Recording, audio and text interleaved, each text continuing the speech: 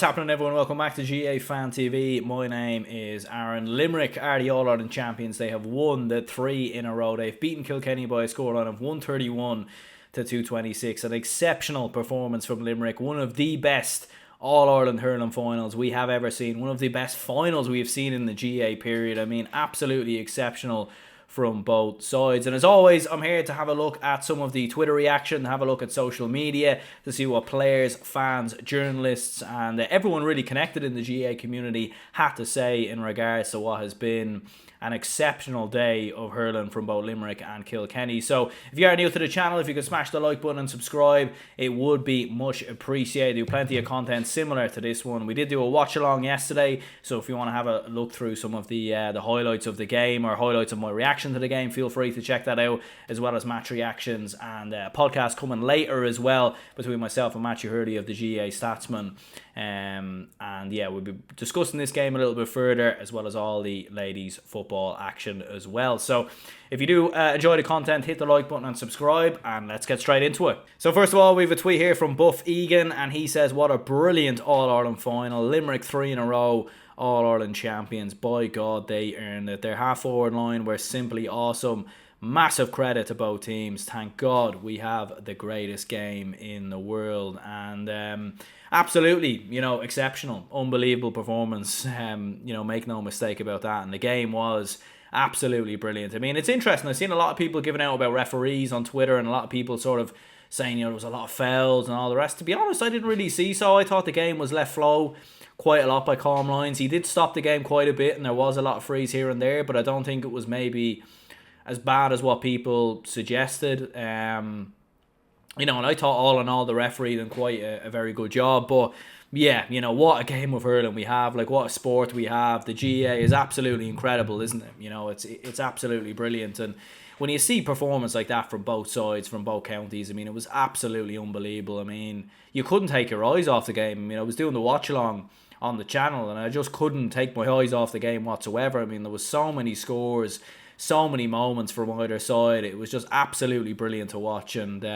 yeah, fair play to both counties. What a display of hurling they've given. And fair play to Kilkenny, because they really did push Limerick to the absolute pin of their collar. But Limerick, as always, finding an answer when the going gets tough. Exceptional. Saffron Sports says, did you ever think you'd see the day that Kilkenny and Brian Cody would be heading into the All-Ireland final as plucky underdogs, and probably with the majority of neutrals behind them as the more popular winner? Probably a big statement of how much Limerick have done of late. Yeah, it's incredible, really. Like, if that had been 5-6 years ago, everyone would be cheering for Limerick. I remember the 2018 final, and everyone was cheering for Limerick against Galway, because everyone wanted Limerick to sort of have their day. And that's just kind of how it is in football. Like, I even remember when Dublin won the All-Ireland in 2011, and actually a lot of people were cheering for Dublin that day, a lot of neutrals, because Kerry had won multiple All-Irelands and Dublin hadn't won one in 16 years. So it is incredible how quick the tide has turned, and I can tell you I certainly wasn't cheering for Kilkenny. I wanted Limerick to win this one. But I think you have to give Kilkenny a lot of credit, really, for their performance in this one. And I suppose it is mad, really, seeing them going in as underdogs. But it's been 7 years without an All-Ireland now. Obviously be 8 come next summer if they don't win it next year. So yeah, it kind of is incredible. Like, this Kilkenny side just isn't really regarded as the Kilkenny side of 10 years ago or so. But then again, that Kilkenny side was exceptional and probably one of the best hurling sides of all time. So yeah, kind of is crazy how things can turn. Tommy Rooney says, what a final. Limerick are savage champions, and that's a brilliant way to make history. Conor Hegarty with a performance for the ages, and he saved his best score for last. That monster point from distance kept Kilkenny just far enough out of touch. Yeah, I mean, an unbelievable performance from Conor Hegarty. I mean, 1-5 from play is absolutely exceptional. The goal, on his right hand side, really, really well taken. Owen Murphy, one of the best goalkeepers in the game, and he couldn't get anywhere near it, and he was just doing so much damage. I mean, I've seen Cody and his management team sort of saying at one stage, like, we need to get someone on him because he was doing so much damage. I've seen Paddy Deegan trying to pick him up at times, but Hegarty was let sort of roam free a lot of the time. And such an exceptional hurler, like such an athlete as well, like so hard to dispossess, strong, physical, Unbelievable performance from Hegarty. Following on from that, Ian Corbett also says, and any other team too, what a man. That was in response to one of his previous tweets where he said that if Gearóid Hegarty started playing football, we'd beat Dublin. Outstanding all year, hurler of the year surely, and that was back in December 2020. So Ian Corbett just responding to his own tweet there. And yeah, I haven't seen Hegarty play football, to be perfectly honest, but you know, he's a physical man, he's a strong man, so I've no doubts that he's a very good footballer. Would they beat Dublin? Maybe a bit of an exaggeration, I don't know. You know, I have no idea. But, I mean, to be fair, they will be in the same division next year. But I think all in all, just what an athlete. And, I mean, he's so physical. Like, he's just, like, you wouldn't want to be walking in an alleyway the opposite side of him. I mean, he looks like an absolute monster of a man. Like, let's be honest, you know, absolute beast, and what a performance. Smaller Fish GAA says, what a game, brilliant All-Ireland final, incredible in the conditions. Kilkenny were heroic, but Limerick just too good. Peter O'Connell says, Kilkenny are doing well to be only 4 behind, but the result looks inevitable. Limerick are on a different level to everyone. Their forwards must be one of the best set of backs around. And Shane Brophy says, the psychological strength of this Limerick team is something else. They never get flustered.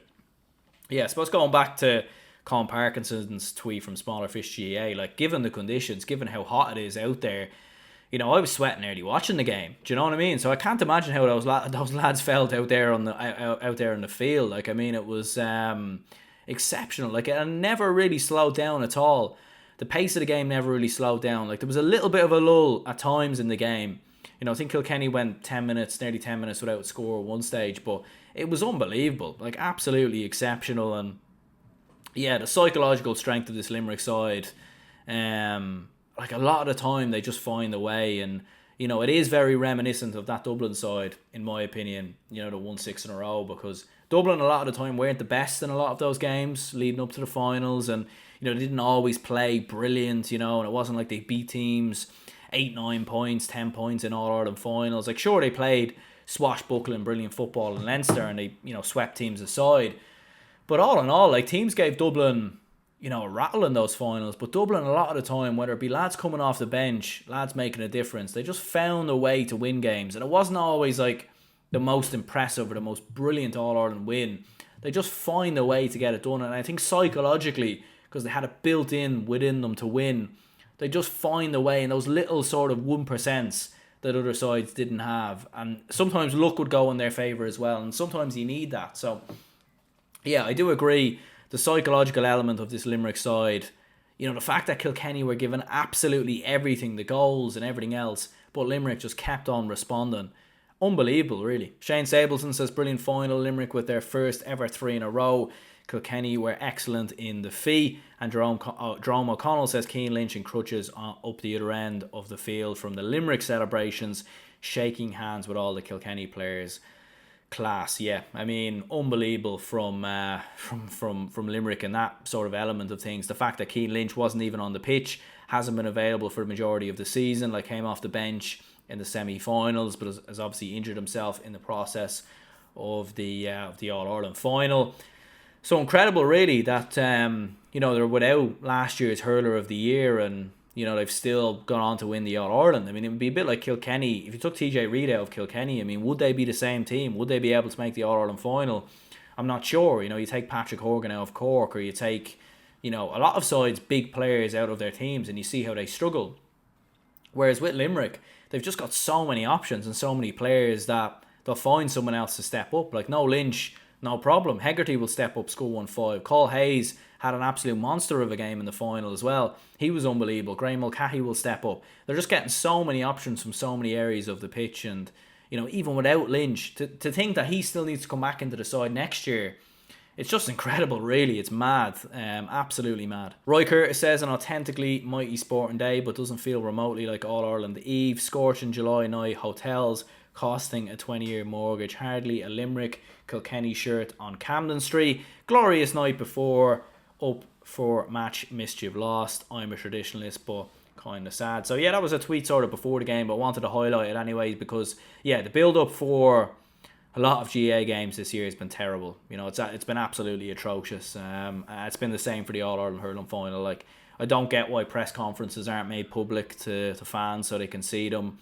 I don't get why there aren't more promotions, more interviews, more build up to the games. Radios should be, interviewing players and building them up, and there just isn't that, regardless of, off the ball do a great job, to be fair, and, a lot of other independent media outlets do great jobs, but those who actually are close with the GAA, those who actually have rights to show the games, those who have actually, invested time and energy into the GAA, aren't promoting them. It's just weird. It's a very, very strange, and it is one of them things, unfortunately, that's kind of happened. And the fact that money is so high as well, like €90 a ticket, I think, if you wanted to sit down, €50 ticket in the Hill, it's a lot of money, and Limerick and Kilkenny don't have as far to travel as Limerick, but it's a long, long way to travel, and you factor in that most people have work on Monday as well. It's a lot of money to be spending. So very disappointed with the lack of promotion, it must be said, for the All Ireland hurling final, and probably for the All Ireland football final, sadly, as well. RF says the shy Marty Morrissey is speaking. Limerick rattled, Limerick on the ropes. Kilkenny never led in the game. Yeah, I think he. I didn't watch the game obviously with commentary. I was doing the watch along. But I think it's one of them things where you're probably trying to oversell it to fans who are watching. But to be fair, Limerick, they never looked on the ropes as such. But maybe it could have appeared that way because Kilkenny had suddenly battled back when they were 5-6 down, and they obviously got a goal and brought the game level. So Limerick probably, they never really looked on the ropes, but they did look a little rattled at times and they did struggle. So it's probably not an unfair comment for Marty Morrissey to say. And especially in the moment as well, where the Kilkenny fans are going mad. So, yeah, a lot of people give Marty Morrissey credit, but I'd probably, or give Marty Morrissey stick, but I'd probably go alongside him with this one. I don't think Limerick were on the ropes, but I do think they were clearly struggling a bit with Kilkenny at different times. Following on from an earlier tweet as well, Kieran McSweeney says, I'll never understand the All-Ireland final weekend isn't turned into a festival, tailgate party, fan zones with big screens, music. Lived in Dublin for years, cross O'Connell Bridge to Southside, and you wouldn't even know there was a massive game on. Yeah, and look, when Dublin were playing in All-Ireland finals in 2011, 13, 14, you'd get packed out halls in clubs and everything else, so you would get a lot of that. And I'm sure in Limerick, I've seen some of the footage in the Gaelic grounds in Limerick where a lot of fans were watching the game. So, it's probably, it's a lot of money for fans to travel, especially when you've got work on the Sunday. You're going to travel up 4 hours from Limerick to, how far is Limerick to Dublin by train? Probably 3.5 hours, 4 hours. You're going to do that up and back even when you don't have a ticket to the game, you know what I mean? And then conjugate at a fan zone. And a lot of fan zones probably don't happen because, realistically the people probably just aren't going to be there, and a lot of them are just going to go to pubs. Pubs are still open, and obviously with fan zones it's, probably going to be a lot more trouble at that as well. So yeah, I do agree with this to a certain extent, but at the same time, I'm not sure. And last but not least, we've Michael Verney, who says Declan Hannon becomes the first man to lift Liam McCarthy 4 times as captain. Cian Lynch becomes the first man to lift Liam with a pink cap on backwards.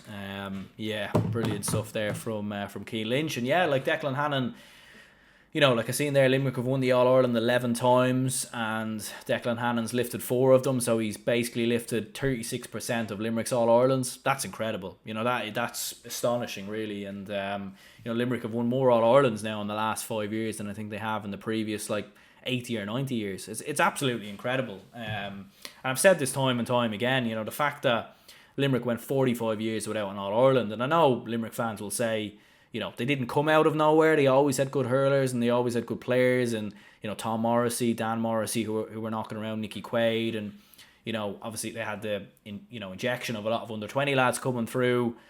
Aaron Gallan, Conor Hegarty, Cian Lynch. A lot of these lads started to break through sort of in 2018, 2019, 2017 as well for a few.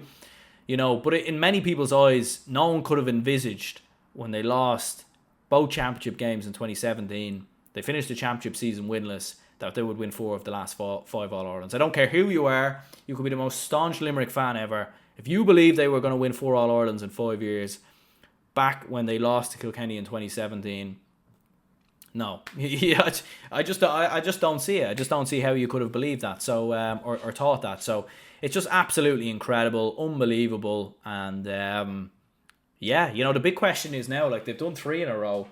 Can they eclipse Kilkenny's 4 in a row and become win 5 in a row, become the first ever All-Ireland senior hurling side to do so?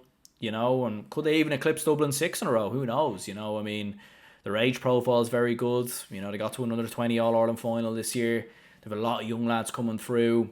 And as long as John Kiley and Paul Kinnerk stick at it, I don't see any reason why they probably can't. Look, there's a lot of very good teams in hurling. Kilkenny will improve. Cork will improve.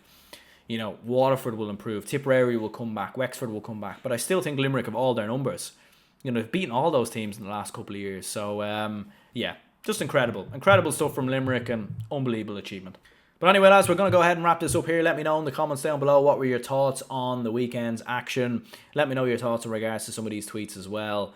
And yeah, make sure to follow over on Twitter as well at the GAA Fan TV, or my personal Twitter at AaronMar95. So if you want to go over there and follow me on Twitter, feel free. And yeah, congratulations once again to Limerick fans. Podcast out later discussing the games in further detail, as well as all the ladies football action and all the rest. So yeah, my name's Aaron. I'll see you all later.